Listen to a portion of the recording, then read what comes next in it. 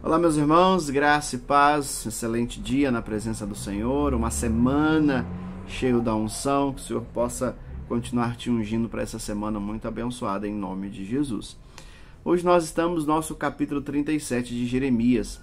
Nós vamos ver de algumas situações, os egípcios que vêm para ajudar, os babilônios que vêm para recuar, algumas situações que acontecem, mas basicamente o que nós vemos e precisamos ter muita consciência é das consequências que o pecado traz, né? O pecado traz uma consequência muito grande e nós não podemos tirar isso da nossa mente, tirar isso do nosso coração, porque realmente traz, pode, a gente brinca, às vezes pode retardar, ou pode demorar um pouco, mas vem.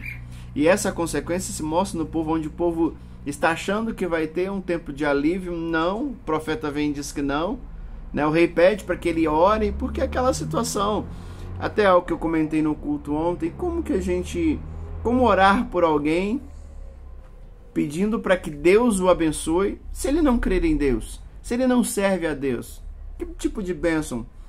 Porque essa pessoa, qualquer situação que acontecer, que possa até ser a bênção de Deus, mas ele vai entender que foi sorte, vai entender que foi o esforço dele, foi a força do meu braço, foi aquilo que eu realmente fiz. Então, não tem como orar por alguém que não crê, né? Alguém peça a gente para orar. Nós oramos por todos, claro, mas quando alguém pede para orar, fala, olha, mais do que receber uma oração, você precisa receber a Cristo. Você precisa receber o dono da bênção, porque ele vem com um pacote completo. Então, nós vemos a consequência do pecado dessa nação, a qual o exército que eles achavam que estava se retirando, o profeta diz, né, que virá e trará sobre esse povo, incendiará a cidade, trará sobre o povo um castigo muito grande. E nós vemos que a consequência do pecado não é só sobre o ímpio, ela é também sobre os servos do Senhor. Olha o que acontece com Jeremias. O texto diz bem claro que Jeremias ainda não estava preso. Nós vemos um outro texto que ele estava preso, mas a gente percebe, quando eu tenho dito, né, a cronologia do texto de Isaías, de Jeremias, não é ali certinha, bonitinha, ela vem mesmo como mais para tratar os assuntos, para que nós possamos entender da melhor forma possível. Então, ele ainda não está preso e vem, ora, e é o que eu estou falando, quando o rei pede para ele orar, fala, mas para que eu vou orar? Por que eu vou pedir direção de Deus se você não vai seguir? Porque eu vou orar pedindo para que Deus te dê direção, que quando ele der você vai falar, não é bem isso, não é isso que eu quero fazer. Então não vou, não há. E se você está achando que vai vir bonança, não, esse exército vai voltar com muito mais força e vai queimar toda a cidade. E aí percebe que há uma conspiração contra Jeremias, porque ele vai para visitar uma terra sua e lá ele é preso, acusado de rebeldia, acusado de traição, acusado de um monte de situação. Mas tudo isso é devido ao quê? Tudo isso é devido a qual situação? Devido à situação de um posicionamento de Jeremias. Porque Jeremias decidiu se posicionar fiel ao Senhor, fiel à sua palavra, fiel ao que Deus desejava fazer.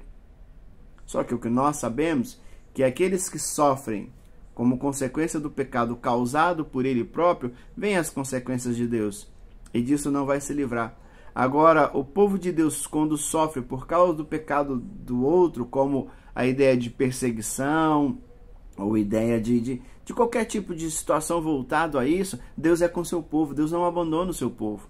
Então, quando nós sofremos, porque estamos permanecendo fiel ao Senhor, nós sabemos que Deus está conosco, sabemos que no momento certo Deus vai vir com provisão e providência sobre as nossas vidas.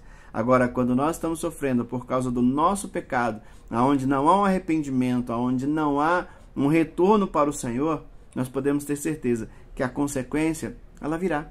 E como aqui a consequência não veio só para o rei, que não queria ouvir o Senhor, a consequência veio para toda a nação. E assim é com as nossas vidas, a consequência não vem só sobre nós. Sabe, quando a minha vida é minha, se for acontecer é comigo, que é mentira, mentira. Quando nós fazemos algo e aquilo nos afeta, não vai afetar só nós. Quando vamos pensar nessa simples situação, quando nós não nos alimentamos como deveria, como nós não cuidamos da nossa vida como deveria, não é só você que é atingido, sou só eu que sou atingido, não, a família também é. Porque quando fica doente vai precisar ser cuidado. Quando passa por qualquer tipo de situação, a família tem que ser, a família vai estar junto e a família sofre. Então, as consequências não vêm só porque causou, por causador, para aquele que cometeu o pecado. A consequência vem para todos que estão à sua volta. E assim acontece também na igreja. Quando um peca, quando um não está na intensidade com Deus, toda a igreja é afetada.